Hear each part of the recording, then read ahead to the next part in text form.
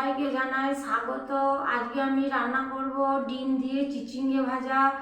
এর জন্য আমার লাগছে চিচিঙ্গে, একটা ডিম, পেঁয়াজ কুচি, আদা কুচি, রসুন কুচি, কাঁচা লঙ্কা কুচি, হলুদ, নুন, চিনি, সাদা তেল, 5 ফোড়ন, ছোট এলাচ, আর লাগছে শুকনো শুকনো লঙ্কা। প্রথমে আমি চিচিঙ্গাটাকে এইভাবে ছিলে নেব। আমি একটা করে দেখাচ্ছি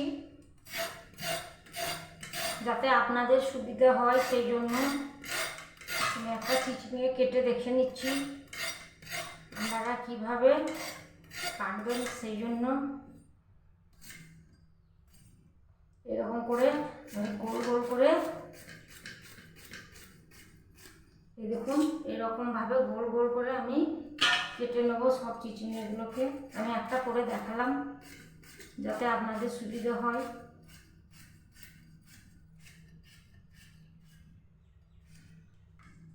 এই যে আমি একটা করে দেখিয়ে দিলাম। এইভাবে আমি সব চিচিঙ্গেগুলোকে কেটে নেব, কেটে ধুয়ে বেছে প্রথমে হাঁড়িতে আমি দেব জল। বিসমিল্লাহির রহমানির রহিম। অল্প পরিমাণে জল দিলাম, দিয়ে দেবো কেটে রাখা চিচিঙ্গেগুলো, যেগুলো আমি কেটে ধুয়ে পরিষ্কার করে নিয়েছি।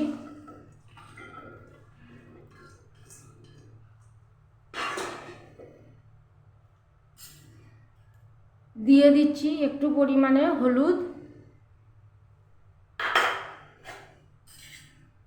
দিচ্ছি লবণ স্বাদ মতো।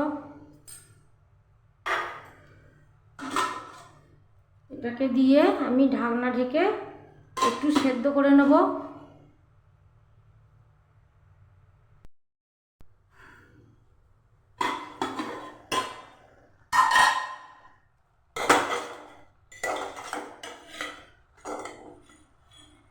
এবার আমার চিচিঙ্গে সেদ্ধ হয়ে গেছে। এই যে চিচিঙ্গে আমার সেদ্ধ হয়ে গেছে, এটাকে আমি সরিয়ে নেব।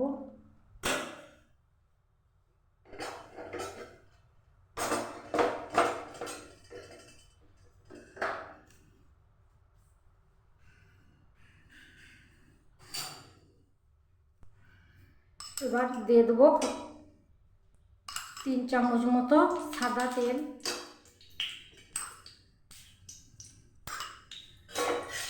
সাদা তেল দিয়ে দিলাম, দিয়ে দিচ্ছি 5 ফোড়ন,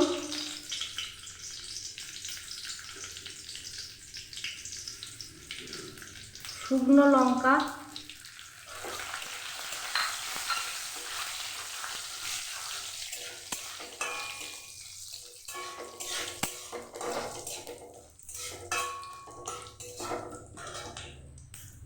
পেঁয়াজ কুচি,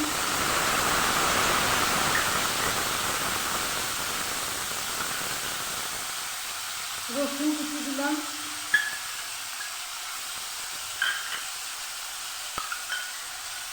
আদা কুচি দিচ্ছি,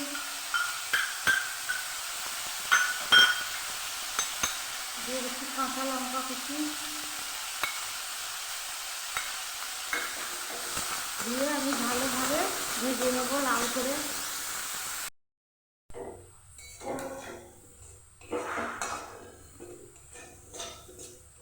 আমার পেঁয়াজ ভাজা হয়ে গেছে।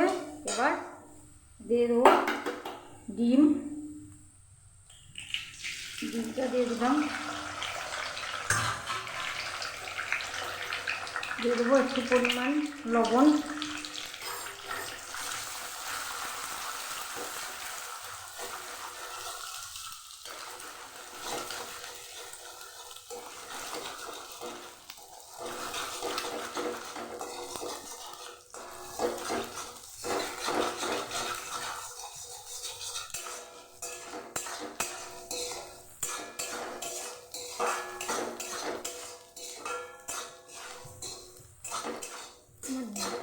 ডিম ভাজা হয়ে। এবার দিয়ে দেবো সেদ্ধ করা চিচিঙ্গে।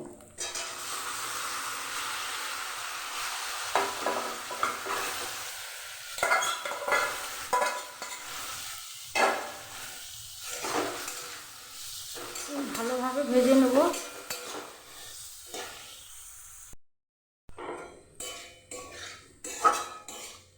আমার চিচিঙ্গাটা এবার প্রায় ভাজা হয়ে এসেছে। এবার আমি দিয়ে দেবো একটু ভাজা জিরের গুঁড়ো, দিয়ে দেবো একটু পরিমাণ চিনি,